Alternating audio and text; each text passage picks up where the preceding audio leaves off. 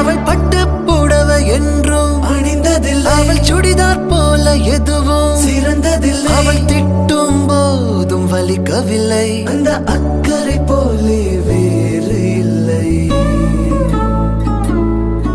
அவள் வாசம் ரோஜா வாசமில்லை. அவள் இல்லாமல் வாசமில்லை. அவள் சொந்தம் பந்தம் எதுவும் இல்லை. அவள் சொந்தம் இன்றி எதுவும் இல்லை. அவள் சொந்தம் இன்றி எதுவும் இல்லை.